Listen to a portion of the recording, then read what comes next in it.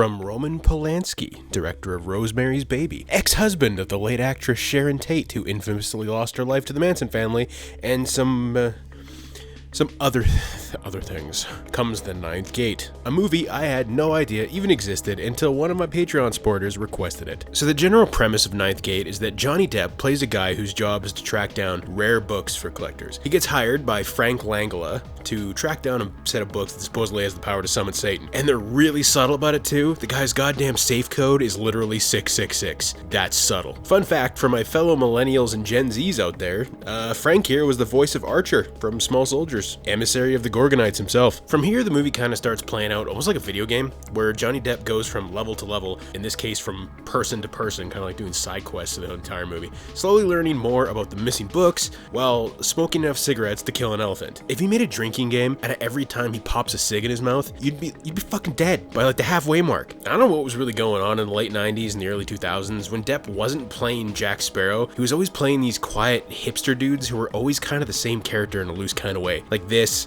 Secret Window, Sleepy Hollow, From Hell, they're all kind of the same person. And I know Roman Polanski is a weird ass dude, like we know, but he writes this movie like an alien that's just starting to learn how people actually talk or act.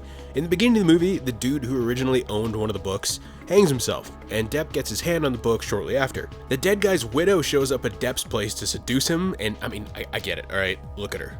I'd crumble too. But when they start kissing, it's like...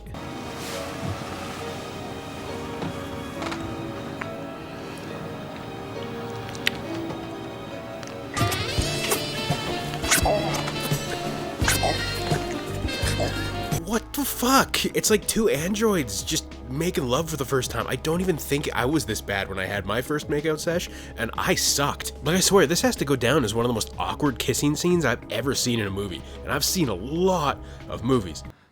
Ow! No, wait! Stinking scumbag! Wait! Also, that's what it was like dating Amber Heard. And while the devil or whatever is trying to give Depp the Final Destination experience, it's like every turn something's trying to kill him. This chick, who I'm under the impression is supposed to be like a guardian angel or something, I don't know, her only credit in the movie is the girl, so I don't know. She's always there to save his ass at the last minute, but it's okay, because Depp takes everything in stride. There's this one scene where the chick wipes her blood on his face, and he's just like...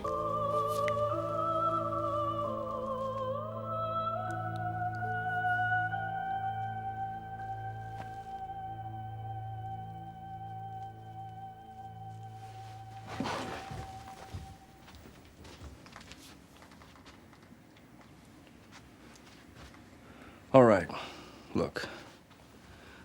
I think it's about time you told me what's going on here. I mean, I'm sorry, but if some chick I barely knew rubbed her blood on my face, she's catching these fucking hands. I don't give a shit. Okay, maybe that's a bit extreme, but you know what? I'm gonna have some questions, alright? I also don't think this movie really knows what kind of genre it's trying to go for. Because, like, the first half is an incredibly slow-paced burn, and it suddenly switches gears and turns into what feels like almost like a knockoff spy movie, like James Bond or something. Like, is it a horror movie? Is it an action movie? You can't tell me this shit isn't trying to be a comedy. Like, what is this?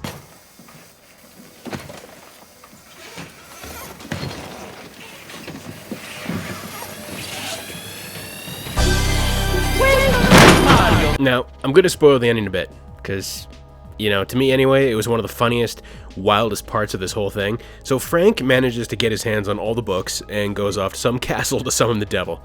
I don't know. Depp follows him there, and after a pretty terrible fight scene with what is clearly Johnny Depp, that's not at all a stunt double. Like, guys, that's clearly Johnny Depp. Frank gives one of the best deliveries of all time. Ooh. Yes. I feel the power surge through me like an electric current.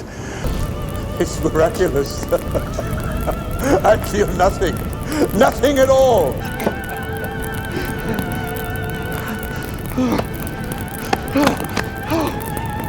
Oh no. It's almost like that was a bad idea. And then the guardian angel chick shows up, and they get down nasty in front of the castle while it burns, and then it just cuts to them driving home. Never to bring up the castle fucking again. You know what? I would have questions. Not during, of course, like, I'm not gonna look a gift horse in the mouth, you know what I mean? But after the clarity kicks in, I'm gonna have some questions. You know, basic ones like, who the hell are you?